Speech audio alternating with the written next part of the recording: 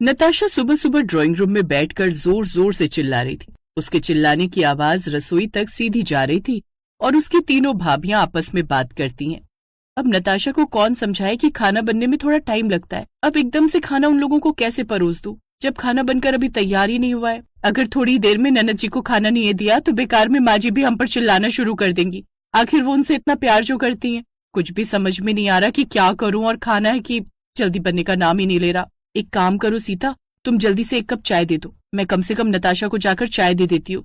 चाय पीकर उसका पेट थोड़ा सा भर जाएगा, तब तक वो बैठेगी, वरना ऐसे ही चिल्लाती रहेगी। और माँ जी जैसे ही मंदिर से आएंगी वो भी हम पर गुस्सा करेंगी। अब ऐसा ही होता है।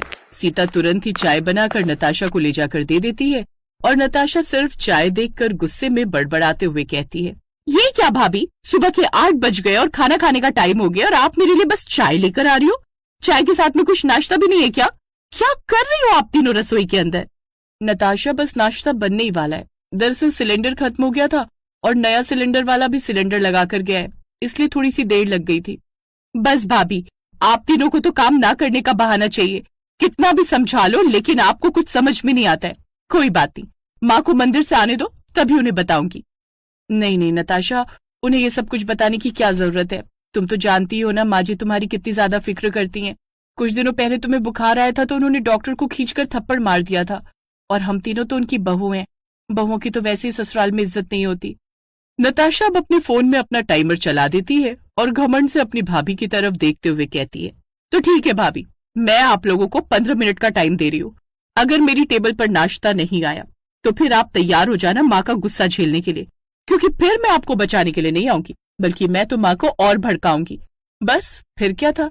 नताशा की बात सुनने के बाद सुनीता दौड़ती हुई रसोई में जाती है और तुरंत ही खाना बनाने लगती है। थोड़ी ही देर में वो नाश्ता बनाकर बात को शांत करवा देती है। ऐसे कुछ दिन गुजरते हैं। एक दिन नताशा कॉलेज से आते हुए एक लड़के के साथ बाइक से उतरती है और तीनों ही बहुएं जो कि छत पर कपड़े धो रही थीं, वो तीनों ही नताशा को देख लेती हैं और जैसे ही नताशा घर में आई वो सवाल करती हैं, ये सब क्या है नताशा? गैर लड़के के साथ में घूम रही हो? ये सब कुछ बिल्कुल गलत है। माँ जी को जब ये सब कुछ पता चलेगा तो उन्हें कितना बुरा लगेगा, कितना दुख होगा। हाँ नताशा, तुम्हारे भाइयों को हम ये बात नहीं बताएंगे, लेकिन माँ जी को हमें ये बात बतानी होगी, वरना कल को हमें बोलेंगे कि अगर तुमने कुछ देखा था तो बताया क्यों नहीं। सबकी बातें सुनकर नताशा चुप हो जाती है, क्योंकि वो नहीं चाहती थी कि सारी चीजें उसकी माँ को पता चले। उसकी माँ उससे प्यार तो बहुत करती थी, लेकिन साथ ही बहुत ज्यादा सख्त भी थी। तभी नताशा बोलती है, नहीं नहीं भाभी, आप माँ को कुछ नहीं बताओगी। अगर आपने माँ को बताया तो मैं और भी आप लोगों का जीना इस घर में मुश्किल कर दूंगी। चलो हम एक डील कर लेते हैं। अब तुम अपनी भाभीयों से भी सौदा करोगी? खैर, क्या सौदा करना चाहती हो तुम हमसे, बताओ। आज के बाद मैं आप तीनों को परेशान करना बंद कर दूंगी और उसके बदले में आप उस लड़के के बारे में कुछ भी मत कहना। बोलो, मंजूर?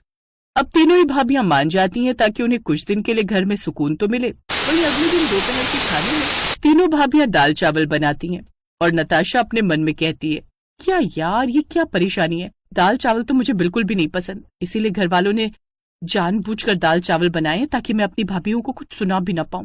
अब मैं करूं तो क्या करूं? नताशा बहुत ज्यादा परेशान हो रही होती है। उसे समझ में नहीं आता कि वो क्या करे। वही उसकी माँ उसका बना हुआ मुंह देखकर सब कुछ समझ जाती है और अपनी तीनों बहुओं पर गुस्सा करते हुए कहती हैं, ये सब क्या है बहुओं? तुम तीनों मिलकर एक रसोई ढंग से नहीं संभाल पा रही। मेरे तीनों बेटे तो अक्सर काम के सिलसिले में बाहर रहते हैं, बस मेरी बेटी का ख्याल रखना होता है तुम तीनों को मिलकर, और वो भी तुमसे नहीं हो रहा। तुम तीनों जानती हो ना कि नताशा को दाल चावल बिल्कुल नहीं पसंद, फिर भी तुमने ये क्यों बनाया?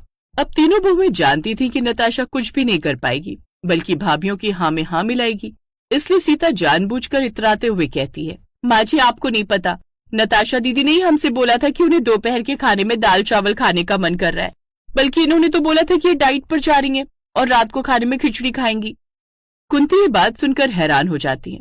उसे समझ में नहीं आता कि नताशा जो कि खाने में इतने ज्यादा नखरे किया करती थी, अचानक बदल कैसे गई। और वो पूछती है, ये मैं क्या सुन रही हूँ नताशा? क्या सच में तूने बहुओं से बोला था कि तेरा दाल चावल खाने का मन कर रहा है और तू रात के खाने में खिचड़ी खाएगी?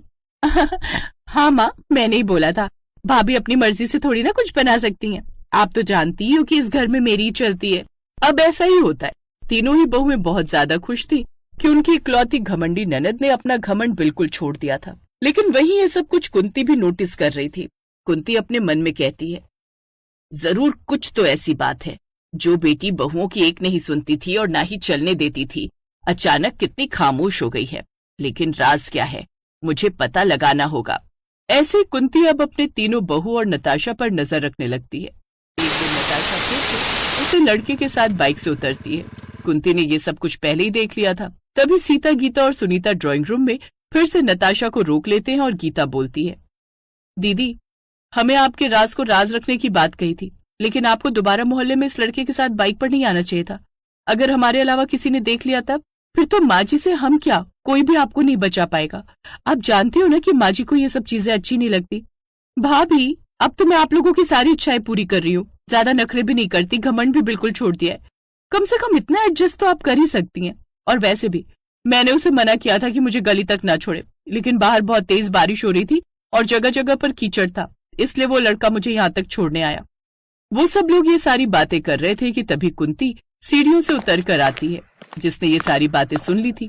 कुंती गुस्से में अपनी बेटी की तरफ जाती है और कहती है, ये सब कुछ क्या चल रहा है नताशा, मुझे सच सच बता। आखिर मेरी तीनों बहुओं के साथ मिलकर तू क्या खिचड़ी पका रही है? क्या मुझे समझ में नहीं आता कि हमेशा अकड़ में रहने वाली मेरी बेटी अचानक से इतनी चुप हो गई है और अपनी भाभीियों की सारी बातें कैसे मान रही है? कुंती ने ही नताशा की परवरिश की थी, इसलिए वो उसकी रग रग से वाकिफ थी। वो समझ गई थी कि नताशा कुछ तो छिपा रही है। माँ, मैं रवि से बहुत ज्यादा प्यार करती हूँ और उसके साथ रहना चाहती हूँ, लेकिन अभी हम कॉलेज में हैं और रवि का करियर बिल्कुल भी सेट नहीं है, इसीलिए मैं आपको भी ये सब कुछ बताना नहीं चाहती थी। और फिर भाभीियों ने मुझे ब्लैकमेल किया कि अगर मैं उनकी बात नहीं मानूंगी तो वो आपको अभी से हमारे रिश्ते के बारे में सब बता देंगी, और मुझे डर था कि फिर आप मेरी पढ़ाई और बाहर निकलना बंद कर देंगी। नताशा, मेरी सोच पुरानी है, लेकिन इतनी भी पुरानी नहीं है। अगर इतनी पुरानी सोच वाली इंसान होती मैं, तो तुझे कॉलेज कभी पढ़ने के लिए भेजती ही नहीं। तुझे इस तरह के जीन्स टॉप भी नहीं पहनने देती। मैंने तुझे स्कूल के दिनों में लड़कों से बात करने के लिए मना किया था, क्योंकि तब तू बच्ची थी। अब तो तू समझदार है। और तुम तीनों, तुम्हें बिल्कुल भी शर्म नहीं आई अपनी ही ननद के साथ सौदा करते हुए? तीनों ही बहुओं का सिर शर्म से झुक जाता है। वहीं कुंती नताशा के दोस्त रवि को घर बुलाती है ताकि वो उसके व्यवहार को अच्छे से परख सके। इसके बाद कुंती एक सही तरीके से रवि और नताशा की दोस्ती को हरी झंडी दिखा देती है। लेकिन साथ ही अब नताशा और भी ज्यादा अपने घर में घमंड किया करती और अपनी तीनों भाभियों को अपनी शादी होने तक अपनी उंगलियों पर खूब नचाए करती, और तीनों भाभियां चुपचाप उसकी सारी बातें मानती रहती।